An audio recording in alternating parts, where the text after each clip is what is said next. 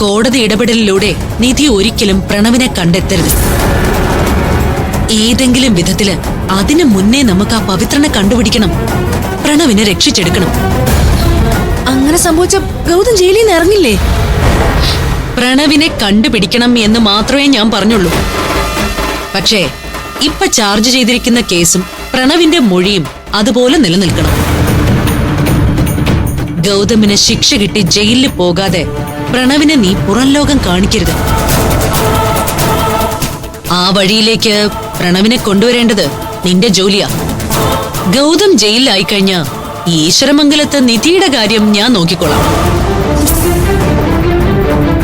ഈ പ്ലാൻ ഇതുപോലെ നടന്നാൽ സർവ്വ സ്വത്തുക്കളും നിനക്കും പ്രണവിനും മാത്രം അവകാശപ്പെട്ടതായിരിക്കും. ആന്റി പറഞ്ഞത് ശരിയാ.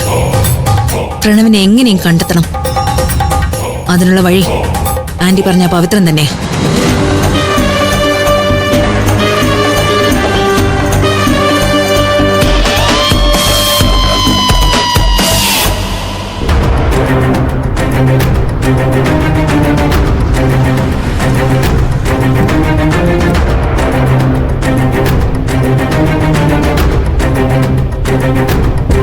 ഇവിടെ അധിക സമയം എടുക്കുമോ മാഡം?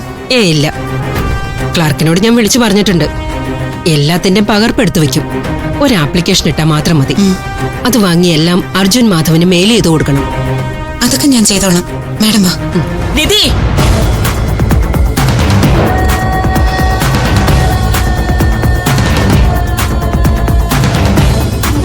നീ എന്താ ഈ ഏരിയയിൽ തന്നെ കിടന്ന് കറങ്ങുന്നേ? എന്നും വന്ന് ജഡ്ജിയെ മുഖം കാണിച്ചാ ജാമ്യം അനുവദിച്ചു കിട്ടുമെന്നാണോ കരുതിയിരിക്കുന്നേ? ഈ വക്കീലാണോ ബുദ്ധി ഉപദേശിച്ചത്? എന്തായാലും അത്ര വലിയ വിഡ്ഢിത്തൊന്നും ഈ വക്കീല് ചെയ്യില്ലെന്ന് എനിക്കറിയാം. കാരണം അഡ്വക്കേറ്റ് ലതാദേവി ബുദ്ധിമതിയാ. അതുകൊണ്ടാണല്ലോ ഹേബിയസ് കോർപ്പസ് ഹർജി മൂവ് ചെയ്യാന്ന് നിന്നെ ഉപദേശിച്ചത്. ഇതെങ്ങനെ ഞാൻ അറിഞ്ഞൂന്നല്ലേ ഈ നോട്ടത്തിന്റെ അർത്ഥം? അതാണ് ജ്യോതിർമയി. തൽക്കാലം അത്രയും അറിഞ്ഞാ മതി. നീ കണ്ണും തള്ളി നോക്കണ്ട. ജാമ്യാപേക്ഷ പരിഗണിക്കുമ്പോ കോടതിയിൽ നീ ഏതോ ഒരുത്തന്റെ ഫോട്ടോ രഹസ്യമായി കാണിച്ച് 10 ദിവസത്തെ സാവകാശം വാങ്ങിച്ചായിരുന്നല്ലോ. അതീവ രഹസ്യമായി നീ ജഡ്ജിക്ക് കൊടുത്ത ആ ഫോട്ടോയിലെ ആളിന്റെ പേര് പവിത്രൻ എന്നല്ലേ? വലിയ ബുദ്ധിസാമർത്ഥ്യം കാണിച്ച നിന്റെ ആ രഹസ്യം ഞാൻ കണ്ടെത്തൂന്ന് നീ പ്രതീക്ഷിച്ചില്ല അല്ലേ? അവന്റെ പേര് കണ്ടുപിടിച്ചെന്ന് കരുതി ഒരുപാടങ്ങ് ഞെളിയണ്ട. ഇന്ന് തന്നെ ഞാൻ ഹേബിയസ് കോർപ്പസ് ഹർജി ഫയൽ ചെയ്യുക തന്നെ ചെയ്യും. തൽക്കാലം നിങ്ങൾക്ക് ഇവിടുത്തെ പോലീസ് ഉദ്യോഗസ്ഥരെയൊക്കെ വില കൊടുത്ത് വാങ്ങി കീശയിൽ വെക്കാൻ സാധിച്ചെന്നിരിക്കും. പക്ഷെ പ്രണവിനെ കണ്ടെത്തി കോടതിയിൽ ഹാജരാക്കണമെന്നൊരു ഉത്തരവ് മേൽക്കോടതി പുറപ്പെടുവിച്ചു കഴിഞ്ഞാൽ പിന്നെ ഇരിക്കപ്പുറതി കാണത്തില്ല നിങ്ങളുടെ നക്കാപ്പിച്ച കൈപ്പറ്റിയ പോലീസ് ഏമാന്മാർക്ക്. പ്രണവിനെ കണ്ടെത്തുക മാത്രമല്ല, അവനെ തട്ടിക്കൊണ്ടുപോയ ഈ പറഞ്ഞ പവിത്രനെയും പൊക്കും.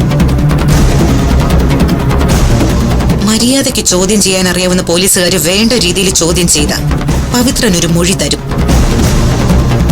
എന്നെ കൊണ്ട് ഇതൊക്കെ ചെയ്യിച്ചത് CKCയും ജ്യോതിർമയും ചേർന്നാണെന്ന്. ഞാൻ ഇരന്നു വാങ്ങിയ 10 ദിവസമുണ്ടല്ലോ, ആ 10 ദിവസത്തിനുള്ളിൽ നിങ്ങൾ ഭാര്യയുടെയും ഭർത്താവിന്റെയും കയ്യിൽ വിലങ്ങു വീഴും. അത് മറക്കണ്ട.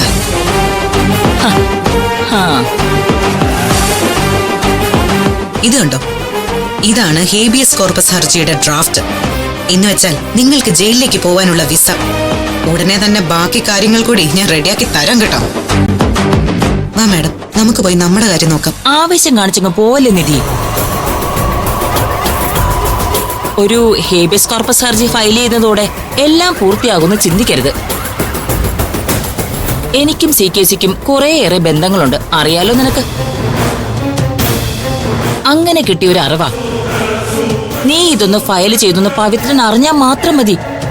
പിന്നെ നീ കാണുന്നതേ ഏതെങ്കിലും റെയിൽവേ ട്രാക്കിൽ കിടക്കുന്ന പ്രണവിന്റെ ചിന്ന ചിതറിയ മൃതദേഹമായിരിക്കും. ഞങ്ങൾക്ക് ഈ പവിത്രനുമായിട്ട് ഒരു ബന്ധവുമില്ല, പറഞ്ഞല്ലോ. ചില റാക്കറ്റുകളിൽ നിന്നും കിട്ടിയ ഇൻഫർമേഷനാ. ഈ പവിത്രൻ എന്ന് പറയുന്ന സാധനം കൊടും ക്രൂരനാണത്രേ, കണ്ണിച്ചോരയില്ലാത്തവൻ. മണ്ടത്തരം കാണിക്കല്ലേ പെണ്ണേ നീ. ഈ പ്രണവിനോട് സത്യം പറഞ്ഞാ എനിക്ക് കുറച്ച് സ്നേഹമൊക്കെ ഉണ്ടെന്നേ. എനിക്ക് ആവശ്യമുള്ള പയ്യനാവൻ, അതുകൊണ്ടാ പറയുന്നേ. വെറുതെ അവന്റെ ജീവിതം വച്ച് കളിക്കല്ലേ നിധി നീ. അടിച്ചു കൊന്ന് ദൂരെ കളയോ അവന്മാര്. ആലോചിക്കുന്നേ, ഹേബിയസ് കോർപ്പസ് ഹർജിയൊക്കെ ഫയൽ ചെയ്ത് കൊന്നുകളഞ്ഞ പ്രണവിനെയാണോ നിനക്ക് വേണ്ടത്? ഒരല്പം കാത്തിരുന്ന് പ്രണവിനെ ജീവനോടെയാണോ വേണ്ടതെന്ന്? ഒരു കാര്യം ഓർത്തോ നീ, അതിബുദ്ധി ഒന്നിനൊരു പരിഹാരമാവില്ല. ഇതിനൊരു ബൈ പ്രോഡക്റ്റ് കൂടി കിട്ടും. പ്രണവിന് എന്തെങ്കിലും സംഭവിച്ചാ പിന്നെ ഗൗതമിന് ജീവപര്യന്തം ആയിരിക്കില്ല, തൂക്കുകയറായിരിക്കും കിട്ടാൻ പോകുന്നത്. സ്വത്തും ബിസിനസ്സും മോഹിച്ച് സ്വന്തം സഹോദരനെ തട്ടിക്കൊണ്ടുപോയി കൊലപ്പെടുത്തി എന്ന കേസില് ഒരു കോടതിയിൽ മനസ്സലവ് കാണിക്കില്ല നിധി.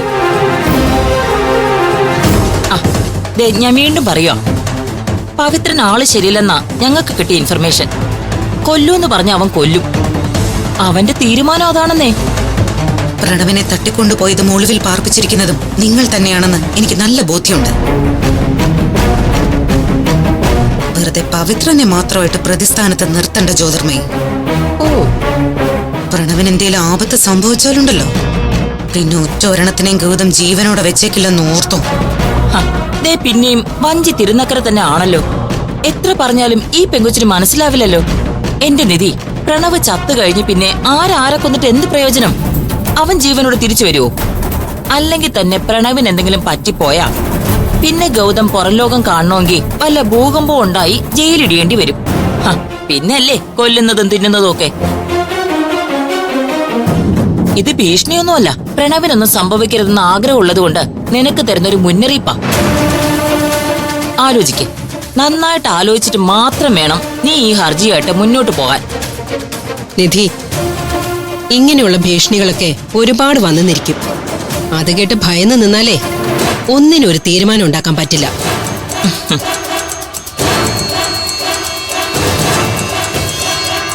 നിധി വന്നേ, നമുക്ക് ആ ഡോക്യുമെന്റ്സ് ഒക്കെ വാങ്ങി മെയിൽ ചെയ്യാൻ നോക്കാം. നോക്ക് നിധി, വക്കീലന്മാരിങ്ങനെ പലതും പറഞ്ഞു തരും. എനിക്കറിയാം നിനക്ക് പ്രണവിനോട് കൂടപ്പിറപ്പിനെന്ന പോലെ സ്നേഹമുണ്ടെന്ന്, ഒരു കുഞ്ഞനിയനെ പോലെ. അവനെ തന്നെ കൊലയ്ക്ക് കൊടുക്കണോ നിധി നിനക്ക്? നീ ഒരു കാര്യം ചെയ്, ആ ഹർജി ഇങ്ങ് തന്നേക്ക്. എന്തിനാ മടിക്കുന്നേ? ഇങ്ങോട്ട് എടുക്ക്. താ.